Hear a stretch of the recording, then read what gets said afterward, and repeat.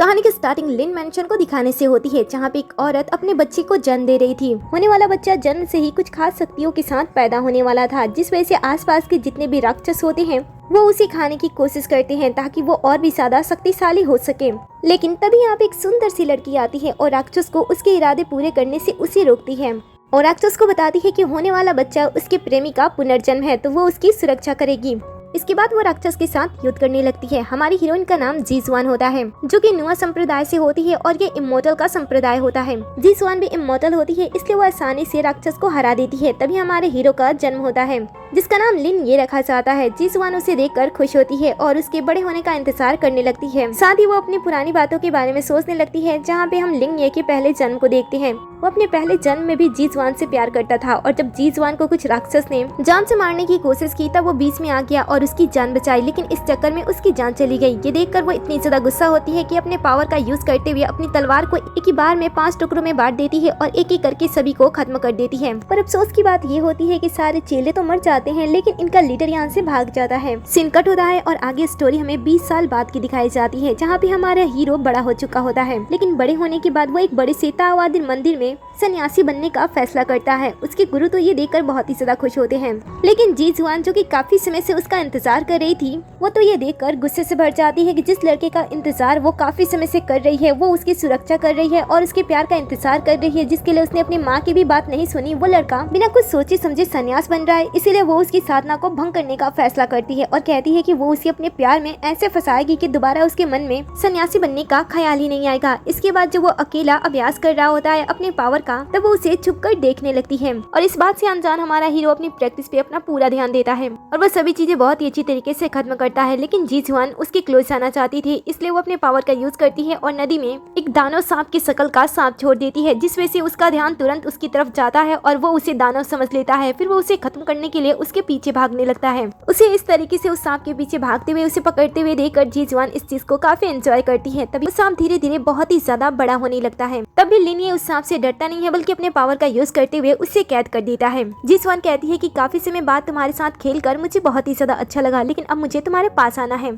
ऐसे कहते हुए वो पहाड़ से गिरने का नाटक करती है और चीखने लगती है। तुरंत ही लिन की नजर उसकी तरफ जाता है और वो उसे बचाने के लिए हवा में छलांग लगाते हुए उसे बचा लेता है और उसे पूछता है कि उसे कहीं चोट तो नहीं लगी है ना। जीजुआन उसकी काफी ज्यादा क्लोज होती है, इसलिए वो अपना नाटक स्टार्ट कर देती है। वो कहती है कि वो जंगल में आराम कर रही थी, तभी उसने उसके ऊपर हमला कर दिया। आखिर उसने ऐसा क्यों किया? तब लिन उसे कहता है कि वो किसी दानव को मार रहा था। ये सुनकर वो डरने का नाटक करती है और उसके सीने से लिपट जाती है। उसे अपने आप को इतना ज्यादा क्लोज देखकर लिन को अजीब लगता है, लेकिन साथ ही उसे महसूस होता है कि वो इस लड़की को जानता है, इसलिए वो उसे पूछ लेता है कि क्या मैं तुम्हें जानता हूँ। ये सुनकर जीजुआन उसके मजे लेने लगती है और कहती है कि क्या सन्यासी इसी तरीके से लड़की को अपने बातों में फंसाते हैं। ये सुनकर लिन भी बेचारा बहुत ही ज्यादा शर्माता है, शर्म के मारे उसके कान भी लाल हो जाते हैं। जीजुआन सब कुछ देख रही होती है और वो फिर से गिरने का नाटक करती है, जिस वजह से वो फिर से उसे अपने पास खींच लेता है। जीजुआन फिर से नाटक करती है और कहती है कि मुझे ऐसा लग रहा है कि मुझे चोट लग चुकी है। ऐसा कहते हुए वो उसके और भी ज्यादा क्लोज होने लगती है और बेहोश होने का नाटक करते हुए उसके सीने पे अपना सर रख देती है। ये देखकर लिन को ऐसा लगता है कि शायद उसने सच में किसी लड़की को नुकसान पहुंचा दिया है और उसे घायल कर दिया है, इसलिए वो उसे अपने साथ अपने संप्रदाय में लेकर चला जाता है। जीजुआन के बारे में जैसे ही जांगे, जो कि मास्टर की बेटी होती है, उसे पता चलता है, उसे बिल्कुल भी नहीं अच्छा लगता है, इसलिए वो इसे यहाँ से निकालने की कोशिश करती है और कहती है कि हम इस लड़की के बारे में कुछ नहीं जानते हैं, क्या पता ये लड़की कोई राक्षस हो या फिर उससे भी खतरनाक कोई चीज, और वैसे भी हमारे संप्रदाय में किसी आउटसाइडर का आना पसंद नहीं है, तो इस लड़की को हमें यहाँ से जल्द से जल्द हटा देना चाहिए। पिता ये सुनकर उसे तमीज में रहने के लिए कहते हैं। साथ ही लिन भी अपने मास्टर से रिक्वेस्ट करता है कि वो इस लड़की को कुछ दिनों तक यहाँ पे रहने दे, क्योंकि उसने ही गलती से इसे चोट पहुँचा दिया था। जीजुआन सभी की बातें सुन रही होती है। फिर वो जगने का नाटक करती है और ऐसा दिखाती है कि वो बहुत ही ज्यादा बीमार और कमजोर है। साथ ही वो मास्टर को अपने बातों में फंसाने की कोशिश करती है, जिसके लिए वो इन्हें एक झूठी कहानी सुनाती है कि उसके पेरेंट्स और सभी परिवार वालों को डाकू ने जान से मार डाला। अब वो अपने परिवार में अकेली बची है, इसलिए वो यहाँ पे कुछ दिनों तक रहना चाहती है। ऐसा कहते हुए अपने पावर का यूज करती है ताकि वो उनके मूड को चेंज कर दे, लेकिन मास्टर उसकी शक्ति को किसी और की शक्ति के साथ पहचान लेते हैं। इधर जियांग प्रॉब्लम क्रिएट करने की कोशिश करती है, तब जीजुआन उसके ऊपर ऐसा मैजिक करती है जिस वजह से उसका पेट खराब होने लगता है। धीरे धीरे बेचारी की हालत बहुत ही ज्यादा खराब होने लगती है। वो बहुत ही गंदी वाली स्मेल करने लगती है, जिस वजह से उसे तुरंत वहाँ से जाना पड़ जाता है। आगे मास्टर उसे यहाँ पे रहने की इजाजत दे देते हैं और कहते हैं कि तुम जब तक चाहो यहाँ पे रह सकती हो। ये सुनकर वो खुश हो जाती है और लिन की तरफ देखने लगती है।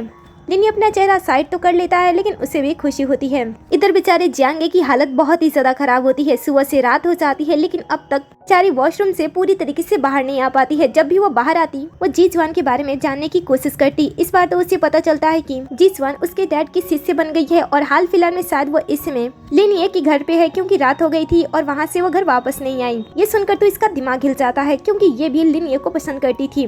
अब वो आगे बढ़ के उसका कुछ भी करे उससे पहले इसकी तबीयत फिर से खराब होती है। ये फिर से अंदर चली जाती है। से वो कहते हैं कि आप पहले ही 27 बार जा चुकी हो, अब आपको पता नहीं कितनी देर तक यहाँ पे रहना होगा। दूसरी तरफ लिनिए जब सो रहा होता है तब उसे सपने में जीजवान दिखाई देती है। वो उसके साथ काफी क्लोज होता है और दोनों एक दूसरे को किस कर रहे होते हैं। लिनिए को लाइफ में कभी भी ऐसे सपने नहीं आते थे, इसलिए जब वो अपने आप को किसी को किस करते हुए देखता है तब वो घबराते हुए नींद से जाग जाता है और सोचता है कि आखिर वो जीजवान के बारे में इतना ज्यादा क्यों सोच रहा है और उसे ऐसे अजीब सपने क्यों आ रहे हैं। वो अपने मन पे कंट्रोल करने की बात करता है। तभी उसे बाहर से किसी की आवाज सुनाई देती है जो किसी लड़की की होती है। वो लिनिए से कहती है कि तुम तो काफी अच्छे सपने देखती हो। ये सुनकर लिनिए को ऐसा लगता है कि शायद वो कोई राक्षस है, इसलिए वो उसे कहता है कि तुम यहाँ पे क्या कर रही हो। तभी वो देखता है कि वो सांप हंसते हुए किसी लड़की की रूप लेती है और वहाँ से गायब हो जाती है।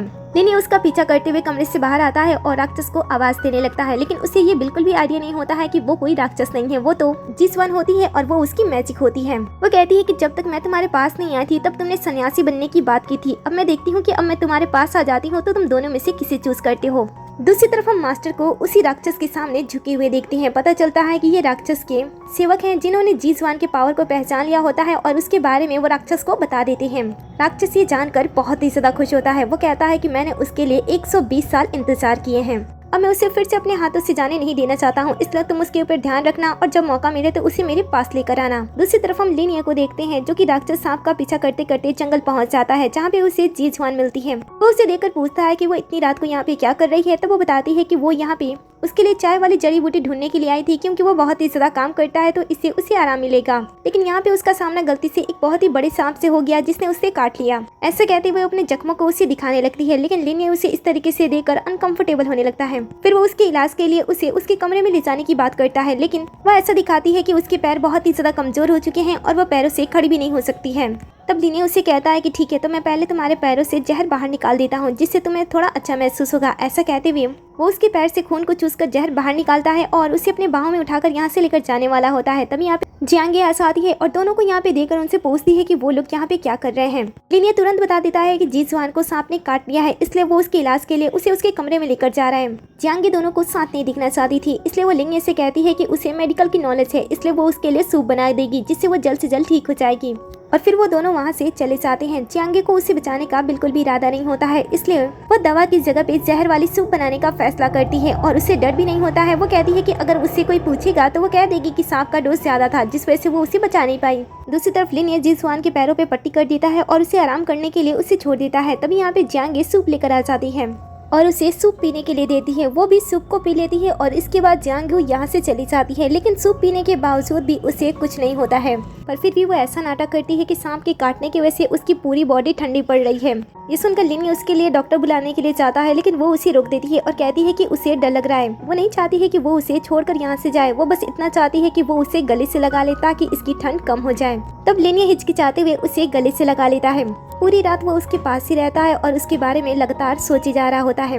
इसीलिए जैसे सुबह होती है वो तुरंत वहाँ से निकल जाता है ताकि किसी को पता न चले। फिर वो अपने मन से जीजवान को बाहर निकालने के लिए तलवार का अभ्यास करने लगता है, लेकिन ऐसा करने के बावजूद भी उसके दिमाग से जीजवान बाहर नहीं निकल पाती है। तो वो कहता है कि शायद वो हमेशा ही उससे चिपकी रहती है, इसलिए वो उसके बारे में इतना ज्यादा सोच रहा है। लेकिन उसे पता नहीं होता है कि पीछे से जियाने ने उसकी बात सुन ली होती है, इसलिए वो अपना तरीका बदल देती है और रात होने पे वो लिनियो के कमरे में जाती है और जहरीला नशीला वाला धुआं उसके कमरे में छोड़ देती है जिसमें लव डोज मिला होता है। लेकिन तभी यहाँ पे जीजवान भी आ जाती है जो कि उसे ऐसा करते हुए देख लेती है। वो तुरंत ही उसके पास जाती है, अपने पावर का यूज करती है और उसे उसकी जगह पे फ्रीज कर देती है और साथ ही पावर का यूज करते हुए उसके मुंह को भी बंद कर देती है। और फिर वो कमरे के अंदर चली जाती है जहाँ पे जहर का असर लिनिया पे हो चुका होता है। जहर की वजह से वो तड़प रहा होता है। तभी वो उसके पास आती है और माहौल को देखकर समझ आती है कि यहाँ पे क्या हो रहा है, इसीलिए वो उसके पास जाती है और कहती है कि अगर तुम जहर को कम नहीं करते हो तो इससे तुम्हारी जान भी जा सकती है। और फिर धीरे धीरे वो उसके क्लोज जाने लगती है। जैसे ही लिनी उसे किस करने वाला होता है वो तुरंत ही उससे दूर हट जाती है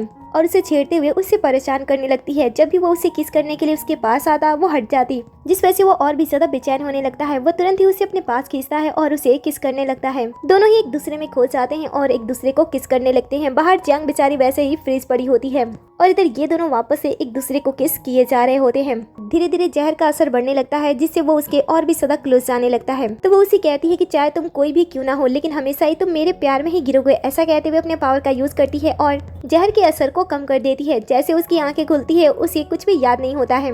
उसे ये तक याद नहीं होता है कि उसने इसके साथ किस करने के अलावा कुछ भी नहीं किया है, लेकिन वो तो उसे ऐसे बातों में उलझाती है कि उसे डर लगने लगता है। वो उसके सामने रोने का बहाना करती है और बेचारी बनती हुई वहाँ से बाहर आ जाती है। जब वो बाहर आती है तब वो जियांगी का चेहरा देखती है। अब तक बेचारी वहीं पे खड़ी होती है। जीसवान जब बाहर आती है तब वो उसका इस चांस के लिए शुक्रिया अदा करती है और वहाँ से चली जाती है। रात खत्म हो जाती है। सुबह होने पे जीसवान वापस से लिनिया से मिलने के लिए आती है और देखती है कि जिया ने अभी भी उसकी शक्तियों की वजह से वहीं पे फ्रीज पड़ी है और मच्छर ने तो पूरी रात में काट काट कर उसका चेहरा सुझा दिया होता है। वो उसका मजाक उड़ाते हुए कमरे के अंदर जाती है जहाँ पे लिनिया नहीं होता है। वो समझ जाती है कि शायद आज प्रतियोगिता है तो वो पहले ही चला गया होगा। फिर वो बाहर आती है और कहती है कि ज्यादा देर अब तुम्हें खड़े होने की कोई जरूरत नहीं है क्योंकि ये मैजिक बहुत ही जल्द खत्म हो जाएगा। फिर वो वहाँ से चली जाती है। उस समय के बाद यहाँ पे एक दूसरा शिष्य आता है जो कि जियांग को इस तरीके से देकर वो उससे पूछता है कि वो यहाँ पे क्या कर रही है। तभी मैजिक का पावर खत्म हो जाता है और जियांग गुस्से से जीसवान का नाम लेती है। अगले सीन में हम इनके संप्रदाय के प्रतियोगिता का सीन देखते हैं जहाँ पे एक लड़का जीसवान का रास्ता रोकता है और अपनी तारीफ करते हुए अपना इंट्रोडक्शन देते हुए उसे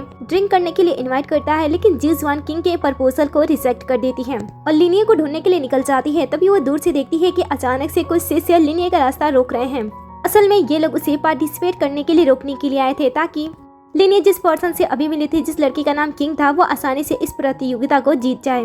तब जीसवान तुरंत ही अपनी पावर का यूज करती है और सभी स्टूडेंट को कमजोर बनाते हुए उनके पास आती है और उनके सर पे वार करते हुए लिनिया का हाथ पकड़ती है और वहाँ से दूर भागकर निकल जाती है। जब वो देखती है कि वो उसका पीछा नहीं कर रहे हैं तब वो अपनी चोट का नाटक करती है और उसे कहती है कि उससे चला नहीं जा रहा है। ये सुनकर लिनिया उसे कहता है कि जब तुम्हारे पैर पे चोट लगी थी तब तुमने ऐसा कदम क्यों उठाया। ये सुनकर वो उसे कहती है कि एक तो मैंने तुम्हारी मदद की, ऊपर से तुम मुझे डांट रहे हो। चलो मैंने तुम्हें माफ कर दिया, अब तुम मुझे अपनी पीठ पे बैठाकर वापस लेकर चलो। ये सुनकर वो घबरा जाता है और कहता है कि वो किसी और को बुलाकर लेकर आ रहे हैं, लेकिन वो उसके सामने रोने धोने का इतना ज्यादा नाटक करती है कि वो वापस ही नहीं आता है बल्कि उसे अपने पीठ पे बैठाने के लिए भी मान जाता है। तब जीसो ने उसकी पीठ पे बैठने के साथ ही उसे छेड़ना स्टार्ट कर देती है। वो उसे पूछती है कि उसके कान इतने ज्यादा लाल क्यों हैं। फिर वो उसकी बॉडी को टच करने लगती है जो कि लिनिया को बहुत ही ज्यादा अजीब लगता है, इसलिए वो उसे ये सारी चीजें करने से मना करता है। तभी जियांग फिर से इन दोनों को साथ में देख लेती है। कुछ समय के बाद कंपटीशन स्टार्ट हो जाता है। तब मास्टर कंपटीशन स्टार्ट करने से पहले सभी को कुछ खास बात बताते हैं। वो कहते हैं कि जो भी यहाँ पे जीतेगा उसे कुलिन गुफा में जाने का मौका मिलेगा। ऐसा माना जाता था कि कुलिन गुफा के अंदर स्वॉर्ड फ्लाइंग मैनुअल है जिसे पाना हर एक योद्धा का सपना होता है, लेकिन उस गुफा में बहुत सारे खतरनाक जानवर हैं जो गुफा में आने के बाद किसी को भी जिंदा वापस जाने नहीं देते हैं। ये सुनकर तो कई सारे लोग कंपटीशन में पार्टिसिपेट करने से ही मना कर देते हैं क्योंकि उन्हें अपनी जान ज्यादा प्यारी होती है। फिर कुछ समय के बाद कंपटीशन स्टार्ट हो जाता है जहाँ पे लिनिया के साथ एक स्टूडेंट फाइट करता है। लिनिया उस स्टूडेंट से ज्यादा ताकतवर होता है, इसलिए वो उसे आसानी से शुरू से ही हराने लगता है। ये देखकर जियांग उसके सामने क्यूट बनते हुए उसे चीयर करने लगती है। जीसवान को ऐसे जेलसी होने लगती है, इसलिए वो उसकी नकल करने लगती है। अब ये दोनों बातों बातों में एक दूसरे के साथ फाइट करने लगती हैं और उधर लिनिया उस कंपटीशन को जीत लेता है। ये देखकर तुरंत ही जीसवान अपने पावर का यूज करती है, उसके लिए शराब और पंखा लाती है और उसके पास चली जाती है। जियांग भी वो सब कुछ लाई होती है, लेकिन जब वो उस लड़की को देखती है तब उसे फिर से गुस्सा आने लगता है। इधर किंग कंपटीशन में वापस आ जाता है और कहता है कि एक ही कंपटीशन जीतने के बाद तुम्हें शराब की जरूरत है, अच्छा होगा कि तुम मेरे साथ कंपटीशन करो और जीतने के बाद शराब पी लेना। ये सुनकर वो शराब को टालना चाहता था, लेकिन जीसवान उससे कहती है कि अगर तुम इसे नहीं पियोगी तो मैं इसे खुद ही पी जाऊंगी। तो जैसे पीने वाली होती है तब वो उसे रोक लेता है और उसके कहे अनुसार शराब को पी लेता है और फिर वो मैच में उतर जाता है। ये दोनों ही अपने संप्रदाय के बेस्ट योद्धा होते हैं, जिस वजह से जब ये दोनों फाइट करते हैं तब सभी बहुत ही इंटरेस्ट के साथ उनकी फाइट को देखने लगते हैं। यहाँ पे लिनिया किंग के ऊपर वार कर रहा होता है, लेकिन किंग के पास ऐसे पावर होते हैं कि वो बार बार अपनी डायरेक्शन चेंज कर देता है, लेकिन फिर भी वो पीछे नहीं हटता है, उसके साथ टक्कर के युद्ध करने लगता है। जब लिनिया हारता नहीं है तब जियांग उसके ऊपर अपने पावर का यूज करती है और उसके ध्यान को भटकाने की कोशिश करती है। फ्लैशबैक से हमें पता चलता है कि इसने किंग के साथ पहले ही हाथ मिला लिया था ताकि वो लोग लिनिया को आसानी से हरा सके और जिसे जो चाहिए उसे वो मिल जाए। लेकिन जैसे वो कंपटीशन के बीच में ऐसा करती है तुरंत ही जीसवान को खतरे का एहसास हो जाता है। यहाँ पे किंग लिनिया को लगभग हराने ही वाला होता है, तभी जीसवान उसे अपने प्यार के जाल में फंसा लेती है। उसका ध्यान भटकता है और उससे चूक हो जाती है और वो जीसवान की तरफ देखने लगता है। जैसे उसका ध्यान हटता है लिनिया भी अपने आप को बचा लेता है और साथ ही उसे हरा भी देता है। इसके साथ ही उसने जीसवान को किंग की तरफ स्माइल करते हुए भी देख लिया होता है, इसलिए जब वो कंपटीशन जीत जाता है उसके बाद भी उसका चेहरा उतरा हुआ होता है। तब जीसवान उसे इसके बारे में पूछती है। तो वो गुस्से में उससे कहता है कि मैंने देखा था कि तुमने कंपटीशन में क्या किया था, क्या तुम्हें विश्वास नहीं था कि बिना तुम्हारी मदद के मैं उस कंपटीशन को जीत सकता हूँ, इसीलिए तुमने मेरी मदद की थी ना। ऐसा कहते हुए वो गुस्से में वहाँ से चला जाता है। तभी अपने पावर का यूज करती है और उसके पीछे जो तीर लगभग उसे जान से मारने वाली थी वो उसे रोक देती है।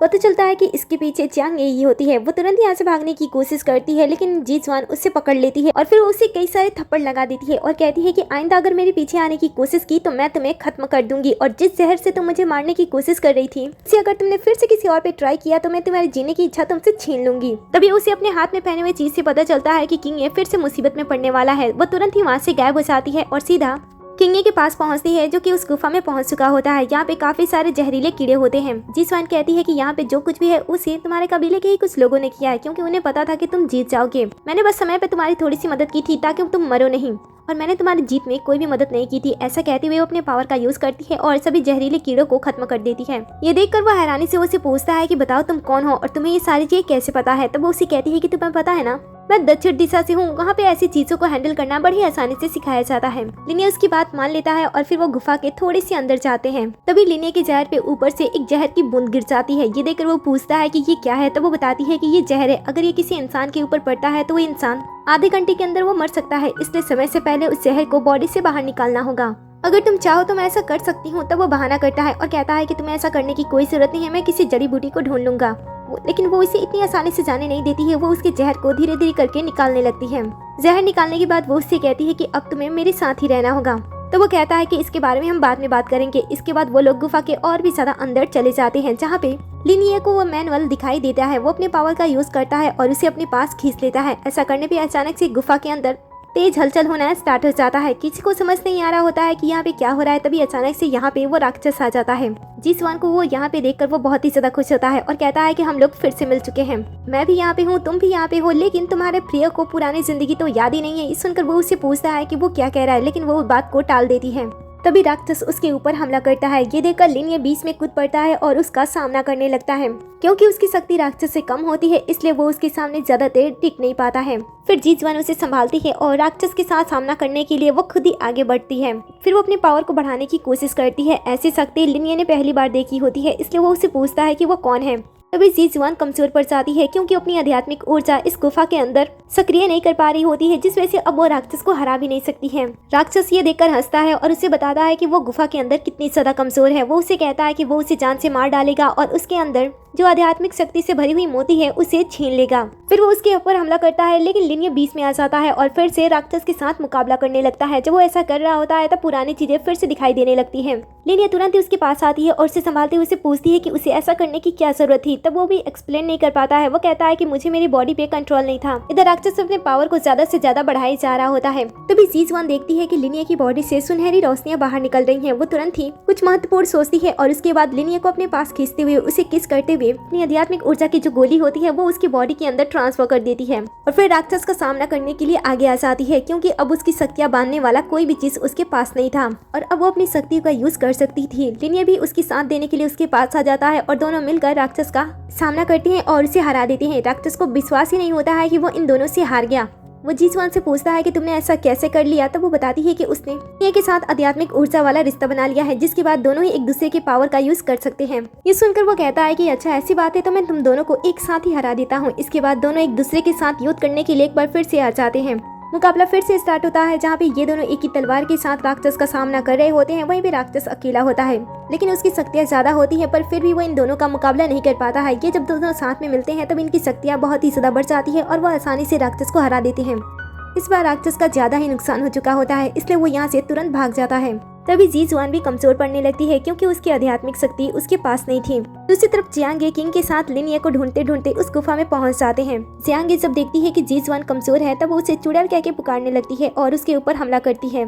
क्योंकि लिनिया उसके ऊपर पलटवार नहीं कर सकता था, क्योंकि उसकी गुरु की बेटी थी, इसलिए वो बीच में आ जाता है और वार को अपने ऊपर ले लेता है। ये देखकर जियांग उसे कहती है कि आखिर तुम एक जादूगरनी के लिए बीच में कैसे आ सकती हो। वो सबको समझाने की कोशिश करता है कि वो कोई जादूगरनी नहीं है बल्कि वो एक अच्छी लड़की है, लेकिन कोई भी उसकी बातों पे भरोसा नहीं करता है। दूसरी तरफ राक्षस कमजोर पड़ गया होता है, इसीलिए वो उन दोनों को अलग करने के लिए मास्टर से कहता है कि वो अलग करने के बाद दोनों को आसानी से हरा सके। मास्टर उसकी बातें सुन लेते हैं और उसके बाद किंग को सबके सामने उस लड़की से दूर रहने के लिए कहते हैं। वो कहते हैं कि वो लड़की एक राक्षस है और अच्छा होगा कि उसे हम लोग खत्म कर दें। किंग उन सभी को समझाने की कोशिश करता है, लेकिन कोई भी उसकी बातों पे भरोसा नहीं करता है। इनफैक्ट मास्टर तो जी स्वांग को परेशान करने के लिए किंग को उसके पास भेज देते हैं। जी स्वांग इस समय कमजोर होने की वजह से अपनी असली पहचान में होती है और उसे कैद करने के लिए काफी सारे जादुई तबीज और जंजीरों से बांध कर रखा होता है। वो सोचती है कि उसे जल्द से जल्द अपनी आध्यात्मिक ऊर्जा वापस से लेनी होगी, नहीं तो यहाँ से वो निकल नहीं सकती है। इसलिए वो अपने बचे हुए पावर का यूज करते हुए कुछ करने की कोशिश करती है। तभी यहाँ पे किंग आ जाता है। इधर दूसरी तरफ किंग मान लेता है कि माना कि वो सर्प दानव है, लेकिन फिर भी वो एक अच्छी लड़की है तो वो उसे जाने दे। मास्टर उसकी बात नहीं सुनते हैं। वो जब बहुत ही ज्यादा रिक्वेस्ट करता है तो वो उसे कहते हैं कि ठीक है, अगर तुम चाहते हो कि मैं उसे छोड़ दूं तो तुम्हें हमारे संप्रदाय का नेता बनना होगा और पूरी तरीके से सन्यासी बनना होगा। जियांग भी सुनकर परेशान हो जाती है और कहती है कि अगर ऐसा होगा तो उसका क्या होगा, लेकिन पिता उसकी बातें नहीं सुनते हैं।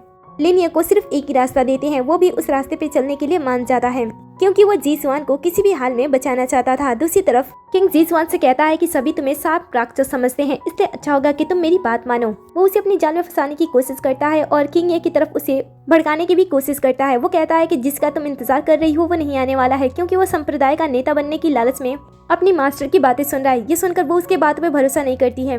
तो वो उसे कहता है कि अगर तुम्हें मेरी बातों पे भरोसा नहीं होता है तो अपनी मौत के आने का इंतजार करो, लेकिन अगर तुम चाहो तो मैं तुम्हें यहाँ से बाहर निकाल सकती हूँ। ये सुनकर वो उसे कहती है कि सभी मुझे राक्षस समझते हैं पर फिर भी तुम मेरे पास आना चाहती हो। ये सुनकर वो उसे कहता है कि क्योंकि तुम मुझे बहुत ही ज्यादा पसंद हो। वो मना करती है, लेकिन फिर भी वो उसके पास आता है और उसके क्लोज जाने की कोशिश करता है। तब वो अपने बची कुची पावर का यूज करती है और उसकी आध्यात्मिक शक्ति उससे छीनने लगती है। धीरे धीरे वो उसकी 10 साल की आध्यात्मिक ऊर्जा उससे छीन लेती है और खुद को उससे आजाद करते हुए यहाँ से भाग जाती है। दूसरी तरफ मास्टर लिनिया को सोचने के लिए एक और मौका देते हैं, लेकिन वो जी स्वान की जान बचाने के लिए दोबारा सोचने के बारे में भी नहीं सोचता है। तब मास्टर अपने पावर का यूज करते हैं और उसकी बॉडी में एक ऐसा जहर डाल देते हैं जिससे जब भी उसके मन में किसी लड़की को लेकर फीलिंग आएंगी तो उसे असहनीय दर्द का सामना करना पड़ेगा। जब तक ये जहर उसकी बॉडी में रहेगा तब तक वो किसी भी लड़की, चाहे फिर वो जी स्वान ही क्यों ना हो, वो उसके पास नहीं जा सकता है।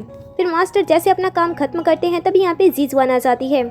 जी स्वान को यहाँ पे आते देखते ही संप्रदाय के सभी लोग अपना हथियार बाहर निकाल देते हैं। लिनिया भी उसे यहाँ से चले जाने के लिए कहता है और तभी मास्टर उसे राक्षस कहते हुए उसके ऊपर हमला कर देते हैं। ये देखकर तुरंत ही लिनिया अपने मास्टर के सामने झुक जाता है और कहता है कि उसने उनकी बात सुनी तो अच्छा होगा कि वो इस लड़की को यहाँ से जाने दे, क्योंकि अब उस लड़की के साथ उसका कोई भी रिश्ता नहीं है। ये बात सुनकर तो उसका दिल टूट जाता है। वो लिनिया से पूछती है कि क्या वो उससे प्यार नहीं करता है जो कि वो उसे अपने आप से दूर कर रहा है। इस समय जी स्वान की आंखों में प्यार और गुस्सा साफ दिखाई दे रहा होता है। तब यहाँ पे किंग आ जाता है जो कि अपने साथ पिछले टाइम वाले जहरीले कीड़े लेकर आया होता है और यहाँ पे छोड़ देता है। जहरीले कीड़े अंदर आते ही संप्रदाय के लोगों को काटने लगते हैं और यहाँ पे जितने भी लोग होते हैं वो इसका इल्जाम जी स्वान के ऊपर डाल देते हैं। जहरीले कीड़े की वजह से कई लोगों की मौत हो जाती है, जिस वजह से लिनिया जी स्वान पे गुस्सा करता है और कहता है कि तुम यहाँ से चली जाओ, अब से मैं इस संप्रदाय का नेता हूँ तो मुझे अपने लोगों की हिफाजत करनी होगी। ये सुनकर जी स्वान को ऐसा लगता है कि शायद संप्रदाय की लालच में आकर उसने उसके प्यार को छोड़ दिया है, इसलिए वो भी उसके साथ युद्ध करने के लिए आ जाती है। दोनों ही एक दूसरे के सामने तलवार लेकर खड़े होते हैं। तभी मास्टर अपने पावर का यूज करते हुए उसके पीछे जाते हैं और पीछे से उसके ऊपर वार करते हैं। मास्टर के हाथ पे एक निशान होता है जिस वजह से जी स्वान समझ जाती है कि ये राक्षस का साथी है। हालांकि वो इसमें यहाँ पे और तमाशा नहीं चाहती थी, इसलिए वो यहाँ से निकल जाना बेहतर समझती है, लेकिन मास्टर उससे छोड़ते नहीं है बल्कि जल आत्मा मोती पाने के लिए उसका पीछा करने लगते हैं। संप्रदाय के बाकी लोग भी उनके पीछे जाते हैं। दूसरी तरफ जी स्वान बचने के लिए गुफा में छुपने की कोशिश करती है, लेकिन मास्टर वहां पे पहुंच जाते हैं। जी स्वान उसे देखकर कहती है कि तुम पूरी तरीके से राक्षस हो, लेकिन मास्टर ये सुनकर हंसते हैं और कहते हैं कि दुनिया की नजर में तो तुम राक्षस हो। जी स्वान उनसे पूछती है कि आखिर वो उसके पीछे क्यों पड़े हैं, आखिर उन्हें क्या चाहिए। मास्टर बताते हैं कि उन्हें भी वही चीज चाहिए जो कि उनके गुरु को चाहिए, वो है जल आत्मा मोती। जी स्वान जल आत्मा मोती देने से साफ साफ मना कर देती है। तब मास्टर उसके साथ मुकाबला करने की बात करते हैं। जी स्वान भी पीछे नहीं हटती है बल्कि अपने जल आत्मा मोती को बाहर निकालती है और बहुत सारी शक्तियाँ बनाने लगती है। ये देखकर मास्टर घबराते हैं कि वो इतनी ज्यादा कमजोर होने के बावजूद भी वो ऐसी पावरफुल शक्ति को कैसे कंट्रोल कर सकती है, लेकिन फिर भी वो उसका सामना करते हैं। तब जी स्वान अपनी पूरी जल आत्मा मोती का पावर का यूज करते हुए एक ही बार में कई सारे उन पे वार कर देती है। एक ही बार में मास्टर के ऊपर एक एक करके कई सारे वार पड़ते हैं जिससे वो सह नहीं पाते हैं और उनकी मौत हो जाती है।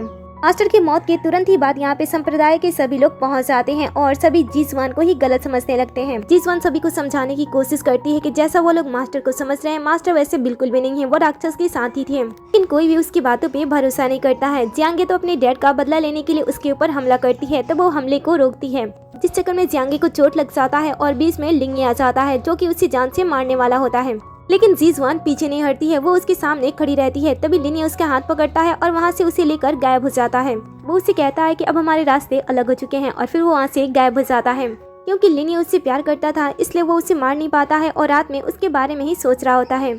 तभी यहाँ पे जीजवान आ जाती है। वो उसे कहता है कि मैंने तुम्हें एक बार छोड़ दिया था, इसका मतलब ये नहीं है कि मैं तुम्हें जान से मार नहीं सकता हूँ। वो तुरंत ही अपना तलवार निकाल लेता है, लेकिन जीजवान उसे बांध देती है और सच्चाई दिखाने के लिए उसे अपने साथ लेकर जाती है। गुफा के अंदर छुपी हुई एक तालाब होती है जिसके अंदर से वो जादुई आईना बाहर निकालती है और उसमें बीती हुई चीजें दिखाने की कोशिश करती है ताकि उसे उस पर भरोसा हो जाए कि उसने उसके मास्टर को यूं ही नहीं मारा था।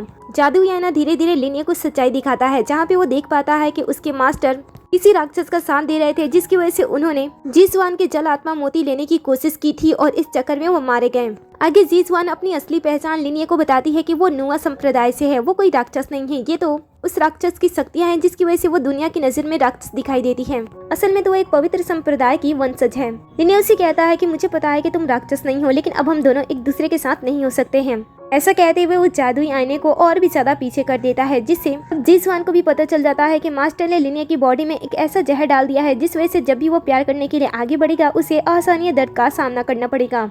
अब जब दोनों को ही एक दूसरे के बारे में पता चलता है कि दोनों ही एक दूसरे से इतना प्यार करते हैं कि दोनों एक दूसरे को बचाने के लिए कुछ भी सेक्रीफाइस करने को तैयार हैं, तब जीसवान लिनिया के बारे में सोचकर रोने लगती है और उसे गले से लगा लेती है। लेकिन उसे ये नहीं पता चलता है कि जब वो उसके पास होती है तब लिनिया का धड़कन उसके लिए धड़कने लगता है और फिर से उसे दर्द होने लगता है, जिस वजह से वो तुरंत उसे अपने आप से दूर करता है। ये देखकर वो उसे अपने बारे में सोचने से बंद करने के लिए कहती है, लेकिन वो कहता है कि उसके दिल पे या फिर उसके दिमाग पे उसका वश नहीं चल रहा है और वो उसे खुद को सोचने से रोक नहीं पा रहा है। लिनिया को इस समय इतना ज्यादा दर्द होता है कि दर्द के मारे वो बेहोश हो जाता है। कुछ समय के बाद जब उसकी आंखें खोलती है तब उसके पास जीसवान होती है, जो उसे होश में आते हुए देखकर उसे कहती है कि अब तुम्हें अपने दिल पे ज्यादा ध्यान देना होगा, मेरी तरफ मत देखो, बस अपना ध्यान लगाओ और मेरे बारे में सोचना बंद कर दो। आगे वो उसे कुछ ऐसी चीजें सिखाती है जिससे वो अपने हार्ट को कंट्रोल कर सके और उसके बारे में खुद को सोचने से रोक सके। उसे वो ये सारी चीजें कुछ ही दिन तक करने के लिए कहती है जब तक वो कोई रास्ता ना ढूंढ ले। ये सुनकर वो उसे कहता है कि क्या तुम्हारे पास कोई रास्ता है? तब वो उसे कुछ नहीं बताती है, बस उसे अपने साथ लेकर कहीं पे जाने लगती है। दोनों एक साथ एक लंबी दूरी तय करते हैं जहाँ पे वो एक साथी की तरह एक दूसरे का साथ देते हुए आगे बढ़ते हैं। कुछ दिनों तक लगातार चलने के बाद जब वो थक जाते हैं तब वो रात को आराम करने के लिए एक होटल में जाते हैं, जहाँ पे वो होटल के मालिक से 2 कमरे मांगते हैं, लेकिन उसके पास सिर्फ एक ही कमरा होता है। अब लिनिया के अंदर जो जहर था जिस वजह से वो एक कमरे में नहीं रहना चाहते थे, लेकिन इस होटल के आसपास कोई भी दूसरा होटल नहीं होता है। दूसरे होटल के लिए इन्हें काफी ज्यादा चलना पड़ता है, इसलिए वो मजबूरी में एक ही कमरे को फाइनल कर लेते हैं। मालिक उन्हें उनके कमरे में छोड़ देता है और बताता है कि रात को यहाँ पे डाकू आते हैं तो वो लोग दरवाजे को अच्छी तरीके से बंद कर ले। मालिक के चले जाने के बाद जीसवान नोटिस करती है कि उसने कई दिनों से एक ही कपड़ा पहना हुआ था, जिस वजह से कपड़े से स्मेल आने लगती है, इसलिए वह नहाने का डिसाइड करती है। पर उससे पहले वो लिनिया से कहती है कि वो ताका झाकी ना करे। ऐसा कहते हुए वो नहाने के लिए चली जाती है। यूँ तो लिनिया ने पहले कह दिया होता है कि वो उसके बारे में नहीं सोचेगा, लेकिन जब वो नहा रही होती है तब वो उसके बारे में ही लगातार सोच रहा होता है, इसलिए वो तुरंत वहाँ से चला जाता है ताकि वो जाकर दूसरे कमरे में नहाकर खुद को शांत कर सके। उधर दूसरी तरफ हम जियांगे और किंग को देखते हैं, जो कि अपने डैड का बदला लेने के लिए वो जीसवान के पीछे लगी होती है। उसके पास एक जादुई यंत्र होता है जिससे वो जीसवान के बारे में पता लगा लेती है। और जब जीसवान नहाने के बाद अपने कपड़े बदल रही होती है तभी अचानक से ये लोग उसके कमरे में पहुंच जाते हैं और जब तक जीसवान को पता चले कि यहाँ पे क्या चल रहा है उससे पहले ये लोग उसे मैसी करते हुए बांध देती हैं और उसके मुंह को भी बंद कर देती हैं और फिर उसे अपने साथ लेकर चले जाते हैं। कुछ समय के बाद जब लिनिया कमरे में वापस आता है तब उसे कमरे में जीसवान कहीं पे भी नहीं दिखाई देती है। दूसरी तरफ हम जीसवान को ही देखते हैं जिसे इन दोनों ने किडनैप कर लिया होता है ताकि जियांगे अपना बदला ले सके। तभी जीसवान नोटिस करती है कि दोनों के हाथ पे वही राक्षसी निशाना है। फ्लैशबैक से हमें पता चलता है कि जियांगे के पिता के मर जाने के बाद उसने कसम खाई होती है कि वो जीसवान से बदला लेगी और साथ ही संप्रदाय की गद्दी खाली देखकर किंग के मन में लालच होता है कि वो इस संप्रदाय का नेता बने। दोनों की इच्छा जानकर राक्षस यहाँ पे प्रकट हो जाता है और दोनों को पावर देते हुए अपना शिष्य बना लेता है। वो कहता है कि वो दोनों की इच्छा पूरी करने में उनकी मदद करेगा, लेकिन बदले में उसे जीसवान से जल आत्मा मोती चाहिए। तब ये दोनों भी उसके सेवक बनने के लिए मान जाते हैं। राक्षस बताता है कि अगर वो उसे धोखा देते हैं तो अचानक से उनकी मौत हो जाएगी। फिर जीसवान अपने पावर का यूज करते हुए एक ऐसी आग बनाकर उस आग में जीसवान को जलाने लगती है, जो कि डायरेक्टली जीसवान को खत्म नहीं करेगा बल्कि धीरे धीरे उसे ऐसी पीड़ा देने लगेगा जिसे वो सहन नहीं कर पाएगी और जल आत्मा मोती खुद ही उनके हाथों में सौंप देगी। लेकिन इनका प्लान पूरा हो इससे पहले यहाँ पे लिनिया आता है, जो कि अपने पावर का यूज करते हुए आसानी से उस आग को बुझा देता है और जीजवान की जान बचाने के लिए उसके सामने खड़ा हो जाता है। तब ये लोग भी पीछे नहीं हटते हैं। किंग के पास एक ऐसा कोड़ा होता है जो कि बहुत ही ज्यादा जहरीला होता है। वो उस कोड़े से लिनिया के ऊपर वार करता है, लेकिन लिनिया ने अब तक अपनी शक्तियां बहुत ही ज्यादा बढ़ा ली होती है, जिस वजह से आसानी से वो उसके वार को खत्म कर देता है। ये देखकर ये लोग डर जाते हैं और तुरंत ही यहाँ से भाग जाते हैं, क्योंकि उन्हें पता होता है कि अब वो उसका सामना नहीं कर सकते हैं। लेकिन प्यार की जहर की वजह से लिनिया को फिर से तकलीफ होने लगती है। ये देखकर जीजवान उसके पास आती है और कहती है कि अब मुझे ज्यादा समय बर्बाद नहीं करना चाहिए। लिनिया उससे कहता है कि बताओ तुम मुझे कैसे ठीक कर सकती हो। तब वो उसे किस करने की कोशिश करती है। वो उसे अपने आप से दूर करता है, लेकिन वो उसकी बात नहीं सुनती है, बल्कि वो उसे किस करने लगती है और उसे अपने साथ एक अनोखी जगह पे लेकर जाती है। माना जाता था कि नुआ कबीले की वंशज में ऐसे पावर है कि वो इस जहर को भी कल्टीवेशन के जरिए खत्म कर सकते हैं। लेकिन ये सब कुछ तभी पूरा होगा जब ये सब कुछ पूर्णिमा की आधी रात को किया जाए। लेकिन जिसके अंदर विष है उसे बहुत ही ज्यादा दर्द सहना पड़ेगा, तब जाकर ही वो पूरी तरीके से ठीक हो सकता है। लिनिया को इस समय बहुत ही ज्यादा दर्द हो रहा होता है, लेकिन वो फिर भी पीछे नहीं हटता है, क्योंकि उसे जीजवान के साथ हमेशा रहना था। दोनों ही एक दूसरे को किस करते हैं और पूरी रात एक दूसरे के साथ रहकर रिलेशन बनाते हैं। सुबह होने पे जीजवान जगते ही लिनिया की जहर के बारे में पूछती है, तब वो बताता है कि वो पूरी तरीके से अच्छा हो चुका है और वो इस चीज़ को फील भी कर पा रहा है। साथ ही वो बताता है कि लास्ट टाइम जिस आध्यात्मिक शक्ति को उसने उसके अंदर ट्रांसफर किया था उसने भी उसे दे दिया है, क्योंकि वो चाहता है कि वो हमेशा हमेशा के लिए उसके साथ रहे और उसका ध्यान रखे। ये बात सुनकर जीजवान इमोशनल हो जाती है, क्योंकि उसने अपनी पहली जिंदगी में भी सेम बात उसे कही होती है। फिर दोनों ही एक दूसरे के साथ रहने का फैसला करते हुए एक दूसरे को गले से लगा लेते हैं। दूसरी तरफ राक्षस को जब पता चलता है कि ये दोनों अपने प्लान में फेल हो चुके हैं, तब वो इन पे बहुत ही ज्यादा गुस्सा करता है। लेकिन फिर से वो अपने पास से एक दूसरा जहर निकालता है और इन्हें देते हुए कहता है कि इस बार जीजवान नहीं बल्कि लिनिया के ऊपर हमला करो, इससे जीजवान आसानी से टूट जाएगी। दूसरी तरफ ये दोनों साथ में मार्केट में जाते हैं, जहाँ पे वो दोनों एक दूसरे के लिए कई सारी चीजें खरीदते हैं, साथ में कई घंटे शॉपिंग करते हैं और शॉपिंग करने के बाद जब वो दोनों पूरी तरीके से थक जाते हैं तब घर वापस आ जाते हैं। अपने प्यार को वापस पाकर जीजवान को नींद नहीं आ रही होती है, इसलिए वो आधी रात को कमरे से बाहर चली जाती है। कुछ समय के बाद लिनिया की भी आंखें खुल जाती है, जो कि उसे ढूंढने के लिए कमरे से बाहर निकल आता है, जहाँ पे जीजवान दोनों की ही पुरानी तस्वीर देखकर इमोशनल हो रही होती है। तभी लिनिया भी उसे रोते हुए देख लेता है। वो ये नहीं देख पाता है कि तस्वीर में उसकी ही तस्वीर है, बल्कि उसे गलतफहमी हो जाती है कि जीजवान की लाइफ में कोई और पर्सन है और उसकी जगह उसने रिप्लेस की है।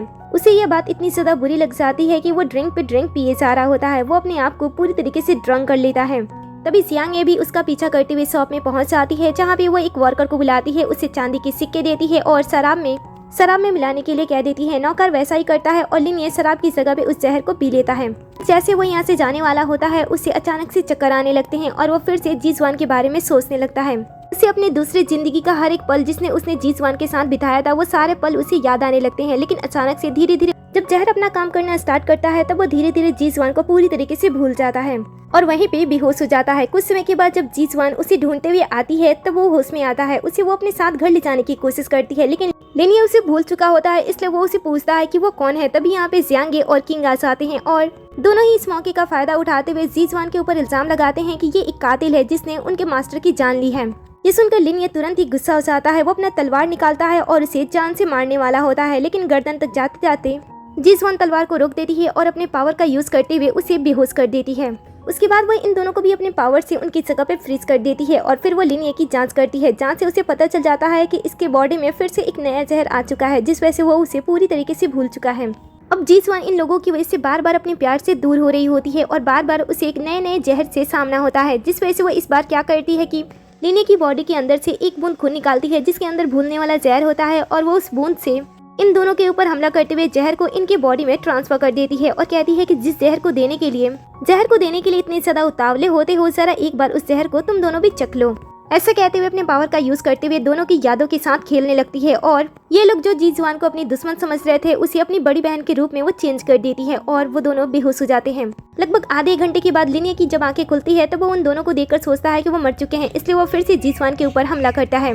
तब वो उसके हमले को आसानी से रोक देती है और कहती है कि पहले जाकर उन दोनों को चेक कर लो।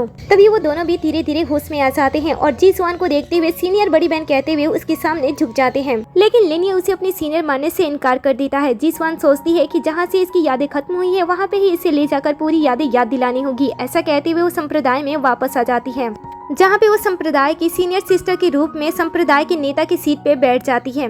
लिनिया उससे पूछता है कि वो उसके मास्टर की जगह पे क्या कर रही है। जीसवान उसे बताती है कि उसके मास्टर अपनी साधना के लिए कुछ समय के लिए एकांत में बैठे हुए हैं, जिसकी वजह से उन्होंने मुझे यहाँ की जिम्मेदारी सौंप दी है, इसीलिए अब से तुम लोगों की मेरी बात सुननी होगी। लेकिन अभी भी लिनिया को उसकी बातों पे भरोसा नहीं हो रहा होता है। तब अपनी पावर का यूज करती है और जादुई आईने से वही सारी झूठी बातें मरे हुए मास्टर के मुंह से कहलवा देती है जो ये लोग सुनना चाहते हैं, और ये लोग उसकी जादू पे शक भी नहीं कर पाते हैं और उसके ऊपर विश्वास करने लगते हैं। बाद में वो किंग और जियांग के जानवरों की पॉटी साफ करने के लिए भेज देती है और लिनिया को आज रात अपने कमरे में बुलाती है, ये कहती हुई कि वो उसे खास तरह की मैजिक सिखाना चाहती है। बेचारी को ऑकवर्ड तो लगता है लेकिन वो मना नहीं कर पाता है। इसके बाद वो उसे मुस्कुराते हुए देखती है और कहती है कि पिछले 2 बार मैंने तुम्हें खुद से प्यार करने पे मजबूर कर दिया है, तीसरी बार भी तुम मुझसे प्यार जरूर करोगे। इसके बाद जब वो रात में स्नान कर रही होती है उसी वक्त वो लिनिया को अपने कमरे में बुलाती है और साथ ही स्नान घर में भी उसे बुलाती है। वो जाने से साफ साफ मना कर देता है। तब वो उसे आसानी से अपनी बातों में फंसाती है और कहती है कि अगर तुम मेरी बात नहीं मानोगे तो मैं तुम्हें पहाड़ी से धक्का दे दूंगी। बेचारा उसकी धमकी सुनते हुए डरते हुए स्नान घर में पहुंच आता है, लेकिन वो इधर उधर देख रहा होता है, जिस वजह से वो टकराता है और सीधा जीसवान के पास से जाकर गिर जाता है। वो यहाँ से निकलने की कोशिश करता है लेकिन वो उसे जाम पे जाम पिलाई जा रही होती है। जब वो धीरे धीरे पूरी तरीके से ड्रंक हो जाता है तब लिनिया उसे पूछती है कि बताओ तुम मुझे जानते हो। तब उसे धीरे धीरे कुछ यादें याद आती हैं और वो खुद को रोक नहीं पाता है उसे किस करने से। वो तुरंत ही उसे किस करने लगता है और फिर थोड़ी देर बाद वो नशे में होने के कारण बेहोश हो जाता है। सुबह होने पे उसने डिसाइड किया होता है कि वो जीसवान के क्लोज आने से खुद को बचाएगा, उससे बात करने से खुद को रोकेगा और उसके बारे में सोचने से अपने दिल को रोकेगा, जिसके लिए वो मंत्र का जाप कर रहा होता है। लेकिन कोई भी चीज काम नहीं आती है क्योंकि जीसवान तो उसे बड़े ही आसानी से अपनी बातों में फंसा लेती है और कहती है कि तुम तलवारबाजी में बहुत ही ज्यादा अच्छे हो, लेकिन क्या होगा अगर तुम्हारे सामने कोई राक्षस लड़की आ जाती है और तुम्हें प्यार में फंसाने की कोशिश करती है तो तुम क्या करोगे। ये सुनकर वो तुरंत उससे दूर हटता है और जादू करके दिखाने वाला होता है कि वो क्या करेगा, लेकिन इसमें बेचारे में बिल्कुल भी कॉन्फिडेंस नहीं होता है, जिस वजह से वो अपने पावर का यूज नहीं कर पाता है और शर्माते हुए यहाँ से भागने की कोशिश करता है। तभी वो उसे रोकती है और ये दोनों टकराते हुए एक दूसरे के ऊपर गिर जाते हैं। जीसवान इतने अच्छे मौके को हाथ से जाने नहीं देती है और लिनिया को किस करने लगती है। लिनिया भी उससे दूर नहीं होता है क्योंकि अब इसके मन में भी फीलिंग्स आने लगी थी। दोनों ही एक दूसरे को किस करते हैं और बाद में जीसवान सबके सामने ये अनाउंस कर देती है कि वो लिनिया के साथ शादी करने वाली है। लेकिन जियांग इस बात का विरोध करती है कि वो लड़का तुमसे छोटा है और तुम मुझसे बड़ी हो, आखिर तुम उससे शादी कैसे कर सकती हो। ये सुनकर जीसवान कहती है कि तुम क्या चाहती हो कि तुम्हारी बड़ी बहन किसी बूढ़े से शादी करे। अगर तुम्हें कोई बूढ़ा पर्सन पसंद है तो तुम्हें उससे शादी करो, मैं तो लिनिया से शादी करूंगी। अब जियांग अपने दुश्मन के बारे में भूल चुकी होती है लेकिन लिनिया के बारे में और उसके लिए अपने दिल की फीलिंग के बारे में नहीं भूली होती है, इसलिए वो इन दोनों की शादी रोकने की कोशिश करती है, जिसके लिए वो एक नकली लेटर रेडी करती है जिसमें ये लिखा होता है कि वो दोनों एक दूसरे से शादी नहीं कर सकते हैं और जियांग उस लेटर को स्वर्ग का खत बताती है। ये सुनकर जीसवान उस लेटर को अपने पास खींच लेती है और इसकी जांच करती है। तुरंत ही वो इसकी इरादों के बारे में पता कर लेती है, जिसके बारे में वो सबको बताती है। फिर अपने पावर का यूज करते हुए उसे एक एक करके कई सारे थप्पड़ मारने लगती है। जियांग का दिमाग तुरंत ही सीधा हो जाता है और वो उसके सामने झुककर माफी मांगने लगती है, लेकिन तभी यहाँ पे वो राक्षस आ जाता है जो कि अपने पावर का यूज करते हुए इन दोनों की यादें तुरंत उन्हें दे देता है और बताता है कि वो उसके साथ कितना गंदा चाल चल रही थी। सब कुछ याद आने पे तुरंत ही ये दोनों राक्षस के सामने झुक जाते हैं और अपनी जान की भीख मांगने लगते हैं, लेकिन वो उन्हें छोड़ता नहीं है बल्कि ये कहता है कि तुम दोनों तो वैसे भी जहर से मरने वाले हो। ऐसा कहते हुए वो उन दोनों को अपने हाथों से खत्म कर देता है। फिर अपने पावर का यूज करते हुए एक ही बार में लिन का गला पकड़ता है और उसे अपने पास खींच लेता है। जीसवान ये देखकर बेचैन होने लगती है, लेकिन राक्षस उसे बताता है कि अब तुम्हें इसे बचाने का कोई भी फायदा नहीं है क्योंकि तुम्हें पता है कि मैंने इसे कैसा जहर दिया था। अब जीसवान इस जहर को जो समझ रही थी वो वैसा ही जहर था, लेकिन उससे थोड़ा ज्यादा खतरनाक था क्योंकि इस जहर के संपर्क में आने से धीरे धीरे उस इंसान की यादें खत्म हो जाती है और जब कोई पर्सन उसकी यादें वापस लाने की कोशिश करता है तब उसकी यादें वापस तो आ जाती हैं, लेकिन थोड़ी ही देर के अंदर उस पर्सन की डेथ हो जाती है और इस जहर का तोड़ सिर्फ उसी पर्सन के पास होता है जिसने जहर बनाया था। बेचारी जीसवान ने कभी नहीं सोचा था कि राक्षस इतना भी कमीना हो सकता है। तभी लिनिया को भी धीरे धीरे सब कुछ याद आने लगता है। वो तुरंत ही उसे पहचान लेता है, लेकिन जीसवान उसे कहती है कि तुम्हें अपनी यादें वापस लाने की कोई जरूरत नहीं है, प्लीज तुम मेरे बारे में सोचना बंद कर दो। लेकिन राक्षस उसके ऊपर हंसता है और कहता है कि अगर तुम चाहती हो कि मैं इसे छोड़ दूं तो मुझे जो चाहिए वो मुझे दे दो। जल आत्मा मोती मेरे हवाले कर दो और मेरे हाथों मर जाओ, उसके बाद मैं इस लड़के को जाने दूंगा।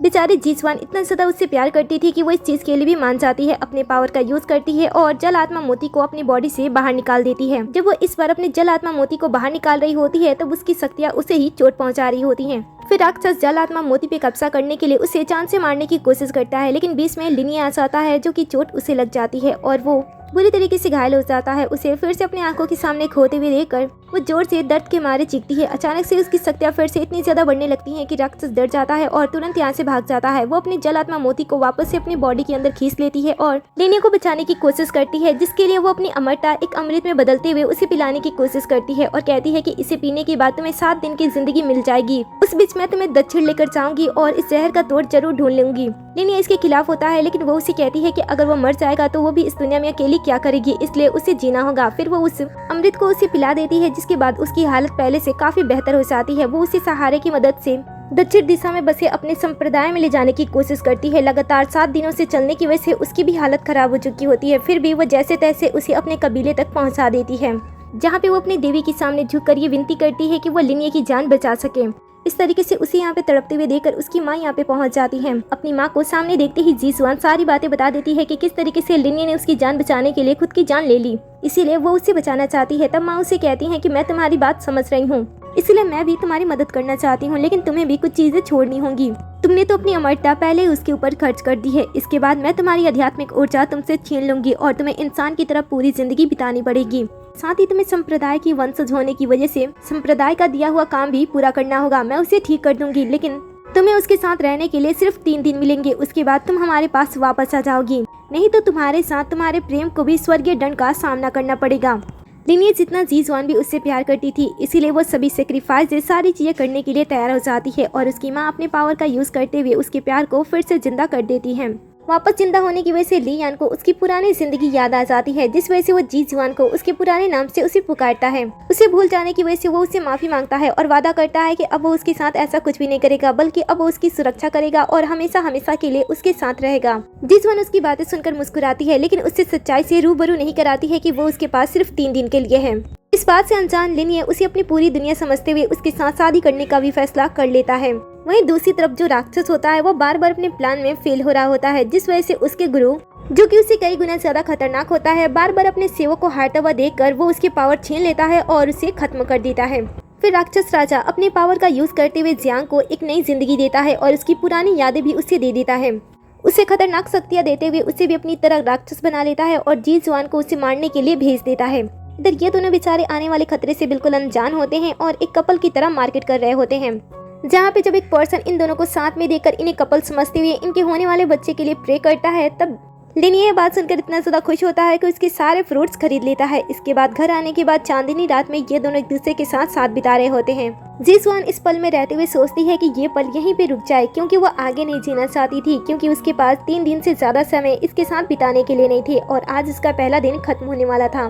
तभी लिनिया उसे कल के एक फंक्शन के बारे में पूछता है कि क्या वो उसके साथ जाना चाहती है, तब वो हाँ में जवाब देती है। अगले दिन शहर में एक बहुत ही बड़ा उत्सव मनाया जा रहा था। यह उत्सव जोड़ों के लिए रखा गया था, जहाँ पे लड़का और लड़की एक दूसरे से प्यार का इजहार करते हैं। लिनिया भी इस खास मौके पे जीसुआन को अपनी दिल की बात कह देता है और उसे कहता है कि वो उसके साथ शादी करना चाहता है। जीसुआन ये सुनकर बहुत ही ज्यादा खुश होती है। भले उसके पास 2 दिन से भी कम समय बचा होता है, लेकिन फिर भी वो उसके प्यार को एक्सेप्ट करती है और उसके साथ शादी करने का फैसला करती है। फिर वो दोनों अगले दिन एक दूसरे के साथ शहर के कुछ लोगों के सामने शादी कर लेते हैं। इनकी शादी जैसे ही पूरी तरीके से खत्म होती है, वैसे ही शहर में जियांगे आ जाती है, जो कि शहर के लोगों के ऊपर हमला करती है और अपने राक्षसी पावर का यूज करते हुए शहर में मौजूद सभी लोगों की जान ले लेती है और उसके बाद जितनी भी लोगों की आत्माएं होती हैं उन्हें वो अपने राजा के पास भेज देती है। राजा सभी की आत्माएं सोखने के बाद पहले से और भी ज्यादा ताकतवर हो जाता है और इधर ये दोनों घूंघट उठाने की रस्म को पूरा कर रहे होते हैं। घूंघट उठाने के बाद ये दोनों एक दूसरे को किस करते हैं और तभी अचानक से याद आता है लिनिया को कि उसने शराब की रस्म पूरी नहीं की है, इसीलिए वो तुरंत दोनों के लिए जाम बनाने के लिए चला जाता है। तभी साउसी उसका ध्यान भटकाती है और उसमें कुछ चीजें मिला देती है ताकि उसे पीने के बाद लिनिया गहरी नींद में चला जाए। फिर जैसे ये दोनों जाम पीने वाले होते हैं, वैसे ही बाहर से इन्हें लोगों की चीखने की आवाज आती है। जब वो बाहर पहुंचते हैं तब देखते हैं कि शहर का बुरा हाल है। शहर में ज्यादा से ज्यादा लोग मरे पड़े हैं। राक्षसी हवा पूरी हवा में फैली हुई है। वो तुरंत ही कुछ लोगों को बचाते हैं और राक्षस का पीछा करते हैं। जब वो उसका पीछा करते हैं तब उसका सामना जियांग से हो जाता है। जियांग को देखकर वो लोग पूछते हैं कि क्या तुम मरी नहीं है। वो उसे कहती है कि मैं तो पुराने जन्म से ही तुम्हारा इंतजार कर रही हूँ। पिछली जन्म की बातें सुनकर ये लोग हैरान हो जाते हैं, क्योंकि ये दोनों तो इसे सिर्फ एक ही जन्म से जानते थे। तभी वो अपना नाम बताती है लियू। ये सुनकर ये दोनों हैरान हो जाते हैं। फ्लैशबैक में हमें दिखाया जाता है कि जब जीसुआन पहली बार अपने संप्रदाय को छोड़कर बाहर निकली थी, तब उसका सामना राक्षस से हो चुका था, जिसने उसे देखते ही जान से मारने लड़ने की कोशिश की। अब जी जुआन को यहाँ के लोगों के बारे में कुछ भी नहीं पता था, इसलिए वो उससे हार जाती है और बचने के लिए भागते भागते वो एक जगह पे जाकर छुप जाती है। उसी समय लिनिये का भी पहला जन जी जुआन को देखता है और उसे घायल देखते हुए अपने साथ लेकर चला जाता है, जहाँ पे वो उसकी अच्छी देखभाल करता है, जिस वजह से वो ठीक हो जाती है। लेकिन इससे जियांग, जो कि उस जन में भी उससे प्यार करती थी, उससे नफरत होने लगती है। इसके बाद जब भी वो दोनों को साथ में देखती, उसका खून खौलने लगता। वो किसी भी तरीके से उन दोनों को अलग करना चाहती। इसी समय राक्षस की नजर भी जियांग पे पहुंच जाती है। वो उसे देखता है और कहता है कि अगर तुम चाहती हो कि वो दोनों अलग हो जाएं, तो मैं तुम्हारी मदद करूंगा। ऐसा कहते हुए अपनी इविल पावर उसके अंदर ट्रांसफर कर देता है, जो कि बहुत ही ज्यादा खतरनाक होता है। जियांग को अपनी शक्तियों के बारे में पता नहीं होता है कि वो कितने ज्यादा खतरनाक है, लेकिन फिर भी वो उसका यूज करती है और अपने पावर का यूज करते हुए जी जुआन के ऊपर एक ऐसा गंदा जादू करती है कि जी जुआन कमजोर होने की वजह से उसकी शक्तियों को सह नहीं पाती है और एक राक्षस का रूप ले लेती है। परंतु लोग ये देखकर डर जाते हैं और कुछ लोग तो उसे जान से मारने की भी कोशिश करते हैं, लेकिन बीच में लिनिये आ जाता है, जो कि सबको रोक देता है। अब इससे इनका तो ज्यादा कुछ बुरा नहीं होता है, लेकिन जियांग, जो कि राक्षस पावर को अपने पास रखी हुई थी, वो राक्षसी पावर उसके ऊपर हावी होती है और उसकी खुद की ही मौत हो जाती है। अब लियू को अपनी मौत के बारे में पता नहीं था कि उसकी मौत कैसे हुई। वो बस इसी दोनों को अपनी मौत का जिम्मेदार समझती थी, इसीलिए वो इन दोनों को मारने की कोशिश करती है। ये लोग उसे सच्चाई भी बताते हैं, लेकिन वो इनकी बातें नहीं सुनती है। तब लिनिये भी पीछे नहीं हटता है, बल्कि वो अपने पावर का यूज करते हुए उससे रोकता है। इसके बाद ये दोनों साथ में मिलकर अपने पावर को इतना ज्यादा स्ट्रॉन्ग कर लेते हैं कि वो एक ही बार में जियांग को और इसके अंदर जो लियू की आत्मा होती है वो सभी को खत्म कर देते हैं। वहीं दूसरी तरफ जो राक्षसों का राजा होता है, जियांग की वजह से लोगों की आत्मा को सोकर ताकतवर हो रहा था, उसे तुरंत ही पता चल जाता है कि वो मर चुकी है। इसीलिए वो इस बार किसी और को ना भेजकर खुद ही जी जुआन के सामने जाने का फैसला करता है। दूसरी तरफ जी जुआन का समय खत्म हो चुका होता है, अब उसे यहाँ से जाना होता है, लेकिन तभी वो महसूस करती है कि वो काफी कमजोर है। इसलिए जब वो खुद को चेक करती है तब उसे पता चलता है कि वो प्रेग्नेंट है। इस बात से वो जितनी ज्यादा खुश होती है उतनी ही परेशान हो जाती है, क्योंकि अब उसके पास समय नहीं था। इसलिए वो तुरंत ही वापस से अपनी देवी के पास आती है और उनसे रिक्वेस्ट करने लगती है कि वो उसे कुछ और समय दे दे। जब तक वो अपने बच्चे को पैदा नहीं कर लेती है तब तक वो चाहती है कि वो अपने हस्बैंड के साथ रहे। फिर बच्चा पैदा होने पे जैसा उसने कहा था वो सब कुछ वो करने के लिए तैयार है। अचानक से देवी की आवाज आती है और वो जी जुआन की सभी बातें आसानी से मान लेती है। जी जुआन इतनी ज्यादा खुश होती है कि वो इस बात पे ज्यादा चर्चा नहीं करती है, लेकिन हमें पता चलता है कि ये कोई देवी नहीं है, बल्कि देवी की मूर्ति के पीछे राक्षस राजा होता है, जो की आवाज बदल कर उसे अपनी बातों में फंसाने की कोशिश कर रहा होता है। और जी जुआन को उसके ऊपर शक ही नहीं होता है, क्योंकि वो बहुत ही ज्यादा खुश होती है, तो वो बातों के बारे में ज्यादा चिंता नहीं करती है और एक बार स्वर्गीय दंड के बारे में पूछती है। तब राक्षस, जो कि देवी बनकर बातें कर रहा था, वो कहता है कि मैं सब कुछ संभाल लूंगा। फिर जी जुआन भी अपने फर्ज और सारी चीजों के बारे में भूल जाती है और सिर्फ अपने बच्चे और अपने हस्बैंड पे ध्यान देती है। जैसे जैसे समय बीतता है वो आसपास काफी सारी अजीब चीजों को देखती है और जैसे उसका 9वां महीना स्टार्ट होता है वो देखती है कि शहर में महामारी और काफी सारी बीमारियां फैल चुकी हैं। बहुत सारे लोगों की मौत हो चुकी होती है, लेकिन फिर भी वो समझ नहीं पा रही होती है कि आखिर ये क्यों हो रहा है। फिर जब वो एक बार अपनी देवी से मिलने के लिए जाती है तब अचानक से उसका पेट दर्द होने लगता है, क्योंकि उससे बच्चा होने वाला होता है। तब एक लेडी आकर उसे संभालती है और उसके हस्बैंड को कहती है कि जाकर जल्दी से वो दाई को यहाँ पे बुला कर लेकर आए। ये सिचुएशन बहुत ही ज्यादा नाजुक होती है, इसलिए लिनिये ज्यादा सोचता नहीं है और तुरंत ही दाई माँ को बुलाने के लिए वहाँ से चला जाता है। लेकिन उसके जाते ही जी जुआन नोटिस करती है कि इस लड़की में कुछ गड़बड़ी है। असल में ये कोई लड़की नहीं होती है, बल्कि वही राक्षस राजा होता है, जो कि उसे यहाँ पे नुकसान पहुँचाने के लिए आया होता है। असल में उसे ये बात पहले से ही पता थी कि नुआ वंश की जितनी भी लड़कियां होती हैं, जब वो प्रेग्नेंट होती है तो वो बहुत ही ज्यादा कमजोर होती हैं और इस समय उनके ऊपर कब्जा करना या फिर उन्हें मारना बहुत ही ज्यादा आसान होता है। इसलिए उसने अब तक इस समय का इंतजार किया होता है। जब उसे मौका मिलता है तब वो उस मौके को गवाता नहीं है, बल्कि जी जुआन के ऊपर हमला करता है। इधर लिनिये, जो कि दाई माँ के दरवाजे तक पहुंच चुका होता है, लेकिन अचानक से उसे कुछ गलत महसूस होता है, इसलिए वो वापस अपनी पत्नी के पास आ जाता है, जहाँ पे वो उस लड़की को अपनी वाइफ के ऊपर हमला करते हुए देखता है। वो तुरंत ही अपनी वाइफ की सुरक्षा करने के लिए उसके साथ युद्ध करने लगता है, क्योंकि इसने अपनी शक्तियां बहुत ही ज्यादा बढ़ा ली होती है। इसलिए राक्षस को उसका सामना करने में मुसीबत आती है, फिर भी वो हार नहीं मानता है। उसका ध्यान भटकाने के लिए वो जी जुआन के ऊपर हमला करता है। तुरंत ही लिनिये चोट लगने के बावजूद भी अपने पावर का यूज करता है और उसे एक सुरक्षा कवच में कैद कर देता है और उसे खुद से ही अपने बच्चे को पैदा करने के लिए कहता है, क्योंकि यहाँ पे कोई और नहीं आ सकता था। और साथ ही वो राक्षस के साथ मुकाबला कर रहा होता है। आधे घंटे तक ये दोनों एक दूसरे के साथ युद्ध करते हैं और फाइनली लिनिये राक्षस को हरा देता है, वो भी बहुत ही बुरी तरीके से। और तभी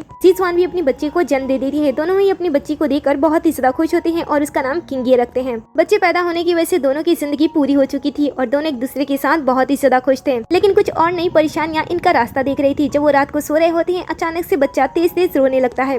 उसकी तबीयत खराब होने लगती है, उसकी आंखें नीली होने लगती है। जीजवान अपने बच्चे को इस हालत में देखकर घबरा जाती है और तुरंत ही उसे लेकर अपनी देवी के मंदिर पहुंचती है और अपनी बेटी की जान बचाने के लिए प्रे करने लगती है। कुछ ही देर के अंदर यहाँ पे उसकी माँ आ जाती है। माँ को देखते ही जीजवान रिक्वेस्ट करने लगती है कि वो उनकी बेटी को बचा ले। माँ कहती है कि मैं तुम्हारी बेटी को बचाऊंगी क्योंकि वो हमारी कबीले की नई मेहमान है, लेकिन तुम्हें पता है ना बच्चा पैदा करने की वजह से अब तुम्हारे साथ क्या होगा और हमारी बातों को ना मानने की वजह से तुम्हारे साथ क्या होगा। अब नुआ संप्रदाय में तो काफी सारे रूल्स थे। उन्हीं में से एक रूल ये था कि नुआ संप्रदाय की अगर कोई लड़की किसी बच्चे को पैदा करती है और वो एक लड़की होती है तो माँ जिस तरीके से दूध पिलाने के बाद अपने बच्चे को बड़ा करती है, उसी तरीके से इस कबीले की लड़कियों को अपनी बच्ची को बड़ा करने के लिए अपनी शक्तियाँ ट्रांसफर करनी होंगी। तब जाकर उनकी बच्ची धीरे धीरे बड़ी होगी, लेकिन उस समय तक माँ धीरे धीरे कमजोर होने लगेगी क्योंकि उसकी शक्तियाँ उसकी बेटी के पास जा रही होती है और वो उन्हीं शक्तियों से बड़ी हो रही थी। और इतने समय तक माँ को एक आम इंसान बनकर रहना होगा और अपने फर्ज को पूरा करना होगा। साथ ही इसने अपने पहले भी कर्तव्य को मना कर दिया था, इसलिए अब इसे दंड मिला था कि उसे अपने प्यार के साथ भी नहीं रहना है। बेचारी जीजवान एक ही बार में अपनी सभी खुशियों से दूर हो जाती है, लेकिन फिर भी उसे अपनी बेटी की जान बचानी होती है, इसलिए वो सभी बातें मान लेती है और तुरंत ही लिनिया से अपने आप को दूर होने के लिए कहती है। लिनिया उसे कहता है कि वो दोनों मिलकर सभी प्रॉब्लम्स को सॉल्व करेंगे, लेकिन जीजवान उसकी बातें नहीं सुनती है। वो उसे सख्त आवाज में रिश्ता तोड़ने की बात करती है। वो उसकी बात नहीं सुनता है तो वो अपने बाल को कट कर देती है, जिससे वो ये दिखा रही थी कि अब उसे उसके साथ नहीं रहना है और फिर वो वहाँ से चली जाती है अपने कर्तव्यों को पूरा करने के लिए। लेकिन लिनिया भी उसे छोड़ता नहीं है, बल्कि वो उसके बाल को संभाल कर रख देता है और उसका हमेशा ही उसका ख्याल रखने की कोशिश करता है। जहाँ पे पावर ना होने की वजह से जीजान को एक आम लड़की की तरह जिंदगी जीना पड़ता था और बच्चे की वजह से वो धीरे धीरे कमजोर भी हो रही थी। अब लिनिया छुपकर उस पर नजर रखता, उसके लिए लकड़ी काट देता, उसके लिए खाने की व्यवस्था कर देता ताकि उसे ज्यादा मेहनत ना करना पड़े। उधर राक्षस जिसकी हालत बहुत ही ज्यादा खराब हो चुकी होती है, उसे ऐसा लगता है कि अब वो मरने वाला है, इसलिए वो अपने पूरे पावर का यूज करते हुए अपना अगला चाल चलता है और जब लिनिया सो रहा होता है तब उसकी बॉडी में प्रवेश कर लेता है। इसके बाद वो पूरे शहर में हंगामा मचा देता है और शहर के आधे से भी ज्यादा लोगों के ऊपर अपने पावर का यूज करते हुए उन्हें गुलाम बना लेता है। दूसरी तरफ जीजवान अकेली होती है, तभी उसकी माँ उसके पास आती है और उसे उसकी कुछ शक्तियाँ देते हुए उसे एक राक्षस के बारे में बताती है जिसने शहर में तहलका मचा दिया होता है। उसे जाकर उसे रोकना होता है। जीजवान अपनी माँ की बात सुनती है और उसके बताए गई जगह पे पहुंच जाती है। वहाँ पे जाने के बाद वो देखती है कि चारों तरफ लाश ही लाश होती है और दूर एक पर्सन शांत खड़ा होता है। वो समझ जाती है कि वही राक्षस है, इसलिए वो तुरंत उसके ऊपर हमला कर देती है, लेकिन उसके पास जाते ही उसकी तलवार रुक जाती है। फिर वो राक्षस उसके तरफ पलटता है और जैसे वो अपने हस्बैंड को अपने सामने देखती है वो पूरी तरीके से हैरान हो जाती है और उससे पूछती है कि वो यहाँ पे क्या कर रहा है। तब राक्षस उसके पति की आवाज में ऐसे बात करता है जिससे उसे पता ही नहीं चलता है कि इसके पति के अंदर कोई राक्षस है और फिर वो उसे झूठी मूठी कहानी सुना देता है कि वो उसे बहुत ही ज्यादा मिस कर रहा था, इसलिए वो उसे मिलने के लिए यहाँ पे आ गया। लिनिया जब ये सुनता है तब अपने बॉडी पे कंट्रोल पाने की कोशिश करता है, लेकिन वो राक्षस उसे कैद कर लेता है। जीजवान को उसमें कुछ गड़बड़ लगता है, इसलिए वो उसे पूछती है कि तुम इस तरीके से रिएक्ट क्यों कर रहे हो। तब वो बताता है कि उसे चोट लगा है और फिर वो अपनी जानबूझकर अपने आप को चोट पहुंचा देता है।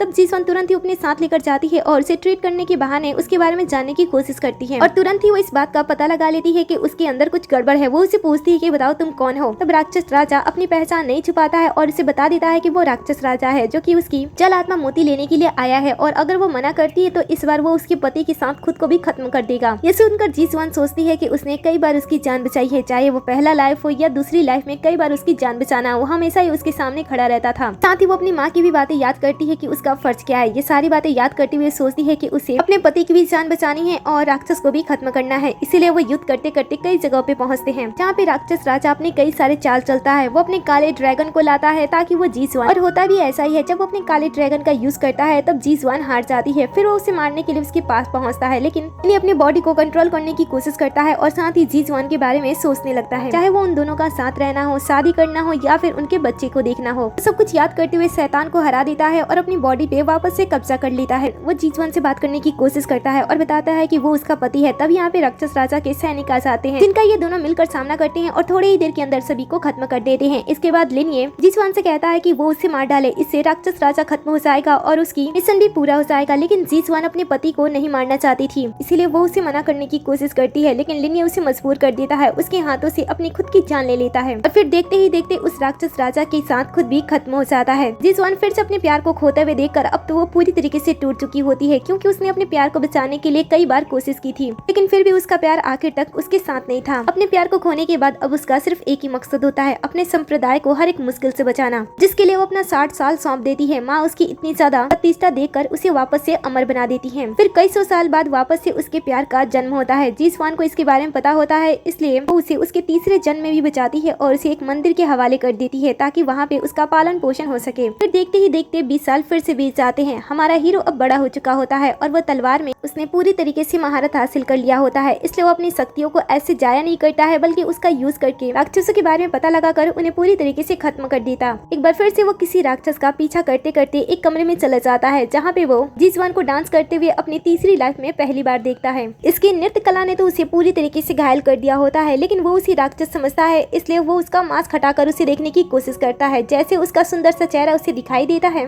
उसकी दिल की धड़कनें अचानक से तेज होने लगती है। जीसवान उसे देखकर मुस्कुराती है और उसके बाद अपनी पहली जिंदगी, दूसरी जिंदगी, हर एक पल के बारे में सोचती है और कहती है कि वो मुझे आखिरकार फिर से मिल गया। और इसी सीन पे इस ड्रामे का दी एंड हो जाता है। आगे की स्टोरी शायद इसलिए नहीं दिखाई जाती है क्योंकि शायद सभी जानते हैं कि हमारी हीरोइन बहुत ही ज्यादा सुंदर और टैलेंटेड है। वो इस लाइफ में भी हीरो को अपने आप से प्यार करने पे मजबूर कर ही देगी। तो आपको ये ड्रामा कैसा लगा मुझे कमेंट में जरूर बताना। जाने से पहले वीडियो को लाइक कर दे, साथ ही चैनल को भी सब्सक्राइब कर दे, नोटिफिकेशन बेल को भी ऑन कर ले जिससे कि आप हमारे हर एक वीडियो से अपडेट हो। वीडियो को ज्यादा से ज्यादा शेयर करो और वीडियो पे हाइप करना बिल्कुल भी ना भूले।